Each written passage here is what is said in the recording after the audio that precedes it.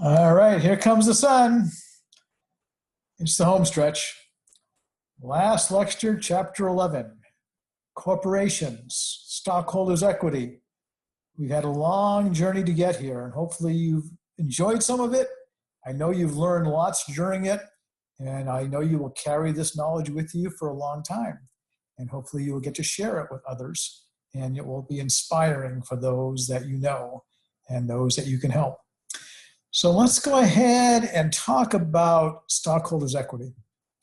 And we're going to be looking at trying to figure out, okay, equity, and instead of a statement of retained earnings like we've been talking here, retained earnings statement, we're really going to be talking more of the statement of stockholders' equity, which includes retained earnings as an element of that. So that's what we're getting to. That's what we're going to polish off. But why the heck do we incorporate in the first place? Well, the whole idea of incorporation or the corporate form, we talked about hanging out your shingle, saying, hi, I'm Scott Dell Landscaping. Write me a check and I'm good to go. Well, the nice thing about that is it's easy. It's nice and clean, but the problems we have is we have unlimited liability as a sole proprietor. Ownership rights not easy to transfer. Shares of stock are easy to transfer. I die, God forbid, the stocks I own, somebody else now owns them. If I have a company, I'm a sole proprietor, and I die, and I've got the truck loan in my name, I got the building in my name, this goes through probate, goes through court, it gets pretty messy. Unlimited life or continuous life for corporations. That's kind of powerful, that's kind of nice. Where, like I say, if I pass away, corporation's done, the sole proprietorship company's done. No mutual agency for stockholders. Stockholders are not obligated by the company's actions. If you're a sole proprietor and you make a commitment or you hit somebody with your truck and you get sued, they can take your house, they can take your firstborn. Sometimes we wish other things, but you get the idea. You're unlimited liability, and mutual agency for stockholders, there's no agency responsibility for a stockholder. And they can't obligate the company. They can't say, hi, I own a share of Google stock. You know what? I'm going to make this $1 million deal for Google advertising with you because I own a share of stock. Now stockholders can't do that. Easier to get capital. Would a bank rather give a company with unlimited life, with continuity, with a management structure, or would they want to give it to an individual? Again, they'd rather give it to somebody or an organization that's going to be around with that unlimited life. And then there's government regulation, a lot of paperwork, and double taxation. You pay taxes, corporate taxes, 21% is the federal rate, and about 5 or 6 in the state rate now. Plus, when you issue dividends, the stockholders pay taxes on that. So there's a double taxation that goes with that. Although the 21% is new as of 2 years ago, and it used to be 30% and more. So corporations have advantages and have disadvantages. You register the corporation in the state. You do a federal registration to get a tax ID number, employer ID number, but that's for tax purposes. You really register with the Secretary of State in South Carolina, or a lot of folks do Delaware or Nevada corporations because there are some favorable state corporate laws that for those that can get those or say they have a presence there and they hire a law firm or a lawyer to do that.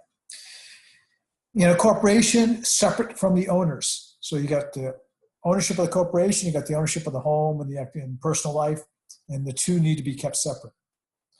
And privately held versus publicly held, yeah, there's C Corps, like Microsoft and Google, or I'm sorry, I should say Alphabet, not Google, I keep used to say Google. So Alphabet is actually the proper corporate name, which is, Google is a division of Alphabet, but Ford is safe. Publicly held C Corps. S Corps used to get around that double taxation, but now LLCs, limited liability corporations, are often the way to go for a small to medium business. And then again, you get single taxation, but you get some of the benefits of limited liability and some other. Another advantage is, in theory, in a corporation, you have the employees of the corporation, you have the other officers and president and VP, also known as the board of directors and the stockholder. By the way, these officers, often in the C-suite, chief executive officer, CEO, chief information officer, CIO, chief marketing officer, CMO, I'm with a startup now. I'm the CCO, I'm the Chief Communications Officer. Just joined the matter about 3 weeks ago. And I'm part of a pretty cool group of folks. There's a board of directors that is elected by the stockholders, because not all the stockholders can make every decision, and choosing the CEO and other folks. But the stockholders elect the board of directors, who also elect president, vice president, and then the employees are served accordingly. So how can stockholders do, and what rights do they have? Well, if you own a share of Berkshire Hathaway, you can go out to go ahead and vote in Nebraska, in Omaha, when they have their annual meetings. You have the right to sell your own stocks. You can purchase additional shares of stock. You also have a preemptive right. If you have 5% of the company, they issue more stock, you get the first dibs to maintain your 5% ownership interest, or 50%. If you own 51% of the company, you can make the decisions, basically. Receive dividends, if any. Dividends are not always declared, but most high-tech companies don't pay dividends anyways. One of your questions on the discussion was, would you buy a company that doesn't pay dividends? Somebody said, why would I buy a company? Well, the reality is you could buy a company that never pays dividends, but if the stock price goes up, they're retaining the dividends to invest, and they're investing wisely, that stock is going to go to the roof. And that's a pretty good deal. And you don't need to get dividends. Now, if you're retired and you count on the utilities or banks that pay regular dividends as supplementing your income, that's a different story. But you have different motivations. It depends on what you want to do. How about a company that never makes money? How about a company you know is going to lose money for the next 20 years? Well, if they're a biotech company and they're working on the COVID vaccine or a cure for cancer, you invest in 5 or 10 of those companies, one of them hits pay dirt, the other 9 can go out of business, and you can retire quite nicely. So it's a high risk, but it's also high reward. So would you invest in a company that's losing money? Depends on why they're losing money. Maybe they're pure R&D, research and development. Or maybe they're working on something long-term. Maybe they're trying to get folks to go to Mars, and they've got some grants, and they're still going to lose money, but eventually that payoff is going to be pretty good. Who knows what the opportunities are? So never say never. The bottom line is, it depends. All right. This is kind of a bad example for a share of stock, because Green Bay Packers is not publicly traded. They did issue stock as a publicity stunt, and people were paying $200 for a piece of paper and owning a share of stock. Did they get voting rights? No, they couldn't really vote for anything and they didn't make profits from the Green Bay Packers. So this is kind of a fictitious share of stock, but it is a stock certificate, which shows that you spent some money and got something. Again, for $300, they send you a framed certificate.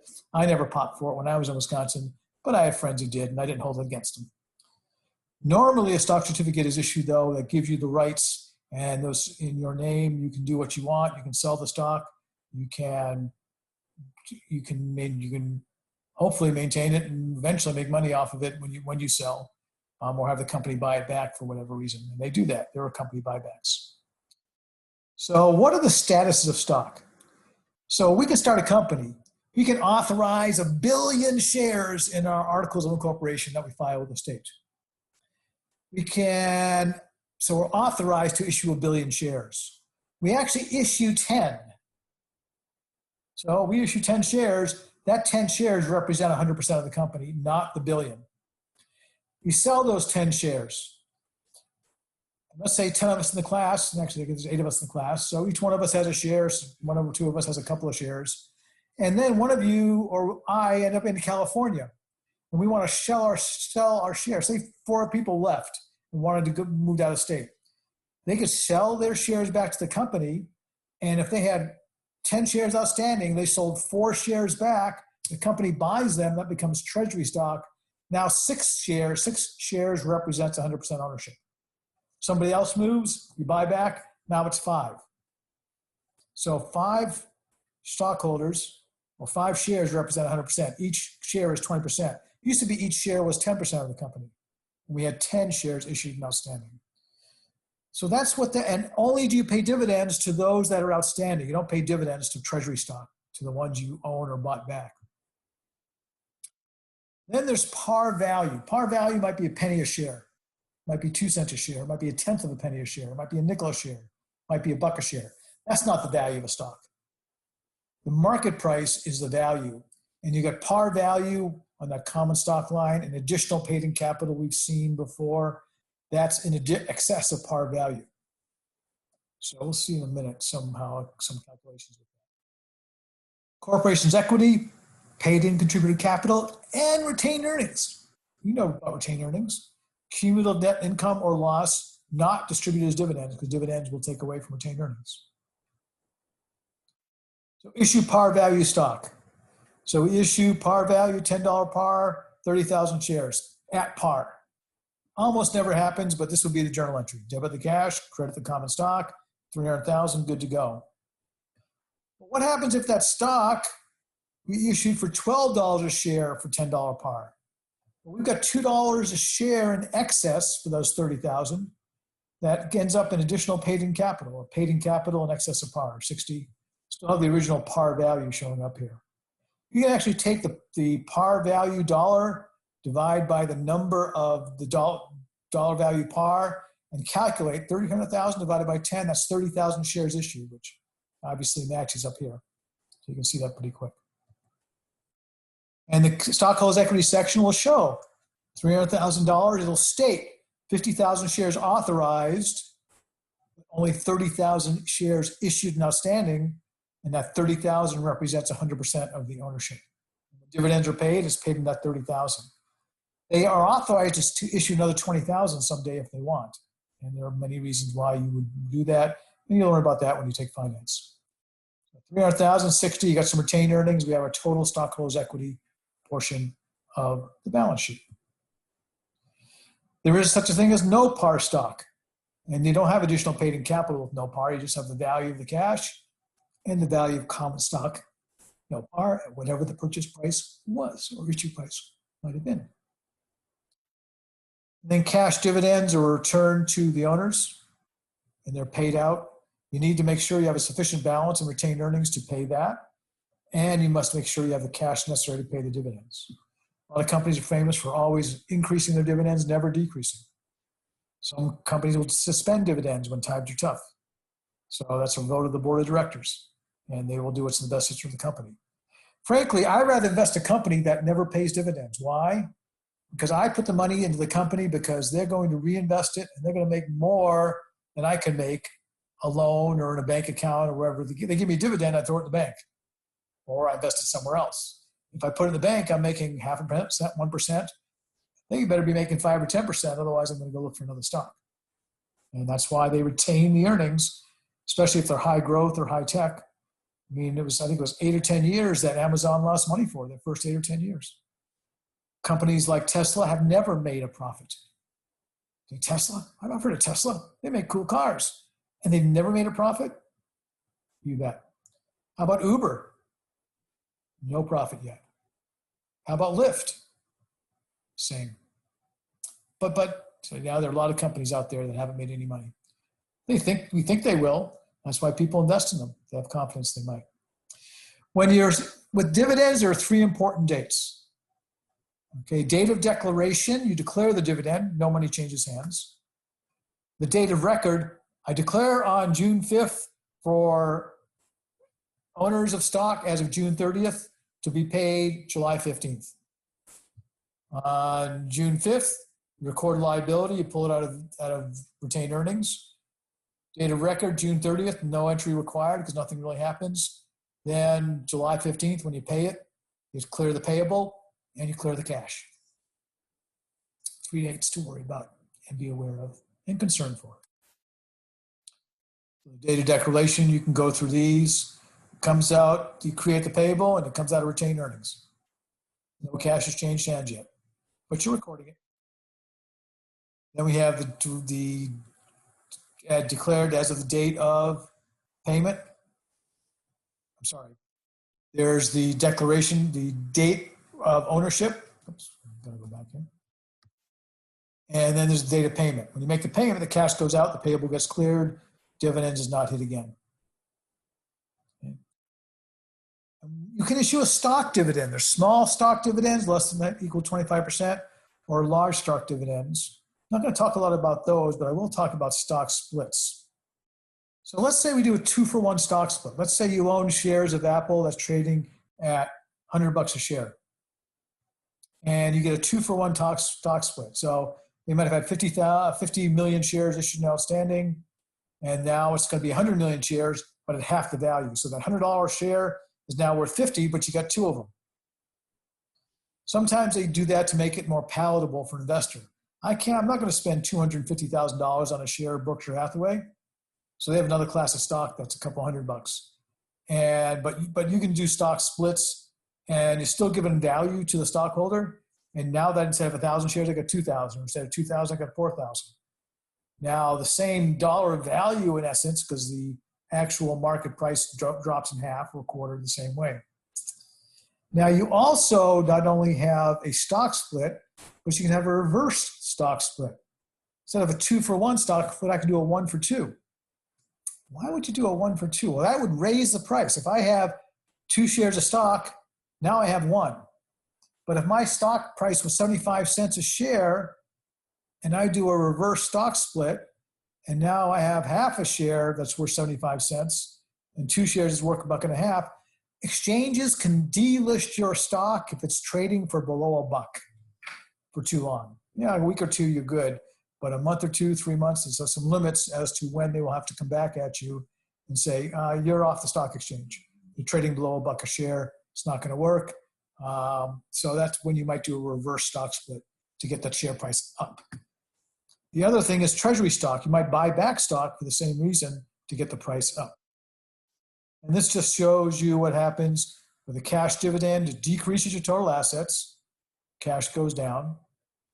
Liabilities, no change. You got a payable eventually, but the cash dividend paid, no essential change. Decrease in equity because retained earnings decreases. Common stock paid in capital doesn't change, but your retained earnings does. Stock split, nothing changes. Assets don't change. Liabilities, even equity doesn't change. The number of shares changes, but the dollar values in equity do not change. And now let's talk preferred stock. Till now, I've been letting you off the hook on our calculations of earnings per share and the equity, some of the equity ratios that said net income minus preferred stock over whatever the denominator might be, number of shares. So preferred stock is a separate class of stock. Dividends are optional. What do you mean optional? Well, they're almost like debt. As a matter of fact, in IFRS, they're recorded as liabilities, not as equity, but in US GAAP, they're recorded as equity. So you might have 6% preferred stock. So for every $1,000 worth of stock, 1,660, you get $60 a year in preferential treatment for dividends if they are declared. If there are no dividends declared, you get 0. If they're declared, you get first dibs as a preferred stockholder. So it's better than debt in that you don't have to pay interest. You're not obligated to pay that interest every 6 months. And you don't really get voting rights usually. It's not real ownership interest. It's preferred stock, which is something you might do for your parents. You might say, hi, Mom and Dad, I'm opening this company. I want to own 100% of the company and need $100,000. Will you advance me $100,000 or 95? I'm putting up 5,000. They say, well, you're putting some skin in the game. Sure, we'll give you the 95,000. But if you gave them equity of 95,000 in stock, they would own 95% of the company. You would own 5. If you gave them 10% debt, you'd have to be paying $9,500 a year in interest to them because that's what debt is. You pay interest. But on preferred stock, if you do not declare a dividend, you pay them 0. If you do declare a dividend, they get the first, whatever percentage associated with that first. So they have $95,000. They get the first $9,500 in dividends declared to them. Okay. As it says here, usually has a stated dividend rate, like that 10% I just mentioned, and normally has no voting rights. No preferred stock. 3/4 of the companies out there don't have preferred stock. 27% do. So you may not find preferred stock on your balance sheet for your projects. Now let's talk about cumulative versus non-cumulative. Remember I said paying of dividends was optional because if they're not declared, they don't get paid.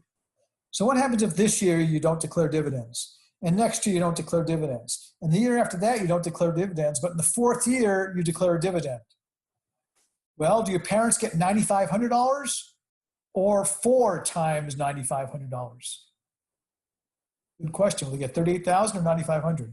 If it is non-cumulative, they just get the $9,500. But if it's cumulative, they get first dibs, and it accumulates over those many years until you start paying dividends, and then you got to pay them off first. You have to pay off your preferred stockholders before you pay the non-preferred or the common stockholders. So that's what all this cumulative and non-cumulative is about.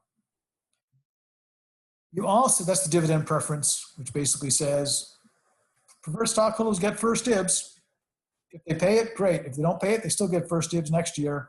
And if it's cumulative, they'll get first dibs on both this year's and next year's promised dividend at whatever rate is stated on the preferred stock.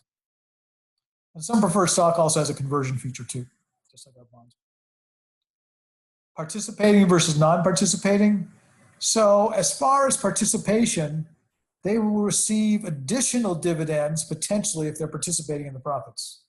Most preferred stock is non-participating. Once you meet the obligation, they're done and the rest of the money goes to the common stockholders. But there are options for participating as well. And then there's treasury stock. 38% of the companies don't have treasury stock, but 62% do. So a majority do have treasury stock, which means at some point in time, they thought their stock was undervalued or they needed to boost the stock price and they bought shares of stock back from the public. And now they have them, they consider treasury stock. So they're still outstanding, but not issued. Remember, we had the authorized, issued, and then issued and outstanding or outstanding. So authorized 1 billion shares, issued 10 shares. Eventually, the example I gave earlier, we bought back 5 of those shares. So instead of having 10 shares outstanding, we now have 5 outstanding, and we have 5 shares as treasury stock. We can reissue those treasury stock shares and sell them. Sell them at a gain, sell them at a loss. And there's some transactions with treasury stock. Those I'm not going to worry about, but I did want to show it here because treasury stock is a contra equity account. The credit the cash, you debit the treasury stock. Treasury stock shows up as a negative number in your equity. It offsets equity. It reduces your equity. So it's right there. Treasury stock is shown as reduction in total stockholders' equity on the balance sheet. And then you can sell your treasury stock, and whatever you make, you make. Or if you sell above cost, you have additional paid-in capital that is associated with treasury stock. If you sell below cost, pull it out of retained earnings typically. Again, I'm not too worried about that side of the house. I wanted to make sure you were clear in understanding that treasury stock is bought, but then treasury stock can be sold at a gain or at a loss. The loss comes out of retained earnings. Then we have a statement of retained earnings. There's some legal restrictions and some things to be aware of. And retained earnings has contractual obligations. Most states restrict the amount of treasury stock purchases to the amount of retained earnings. So treasury stock is purchased out of retained earnings typically, and states have legal restrictions. Loan agreements can include restrictions on paying dividends. So you can't pay dividends if I give you money. You can't give all that money to the owners and leave me holding the bag. If as a debt holder, I want to make sure that I get covered. So no dividends while you got my money. PPA, prior period adjustments, sometimes you have to make adjustments for errors. We said depreciation, if we decided this year that our asset was going to last for 20 years more instead of 10 years more, from here on out, prospectively, we're going to make that adjustment. We don't have to go back in time and adjust for depreciation for the building for the past 10 years that we've been depreciating it at whatever level. But sometimes we made a material error and we got to go back and change and wash it through retained earnings. Statement of retained earnings, as I said, statement of stockholders' equity includes retained earnings and shows the changes to stockholders' equity as well as retained earnings. That's typically what you see more of in financial statements than just the statement of retained earnings. Then EPS, earnings per share, earnings over shares. Net income over number of shares, and you do have to subtract those preferred dividends. P to E ratio, this is a market ratio, market price per share over earnings per share. And they say, well, if I have $20 in market value or price and $1 in earnings per share, that's a 20 P to E. High tech are usually 12, 15, 20 plus. Lower tech in the 5 to 10, 5 to 12 range. But P to E ratios is something that's monitored in the markets by investors. Then dividend yield, I'm not too worried about, but be aware annual cash dividends per share over market value. So if I get 10 bucks in dividends and the share is 100 bucks market value, I just made a 10% dividend yield. That was my return on the value of the market price of the stock. So it's like net income or dividends divided by the dollar amount of the share, market value. Then we have book value of common stock. So stockholders' equity divided by number of common shares outstanding. So that's a book value, total equity divided by number of shares. Book value and market value are two different things. It's like the market value of our building and the net book value of our building are always going to be two different things, except for the day we buy it. That's the last chapter. I appreciate your efforts, your commitment. I congratulate you on reaching this milestone and getting this far. I look forward to working with you, and I will mention my course warranty that I always give. You invest a lot of time, a lot of money in your education. If you ever have an accounting question or a business question, I offer free consulting. Give me a call, I won't charge you. And I keep my 608-446-1000 number. I've had that for years, hope to keep it for many more.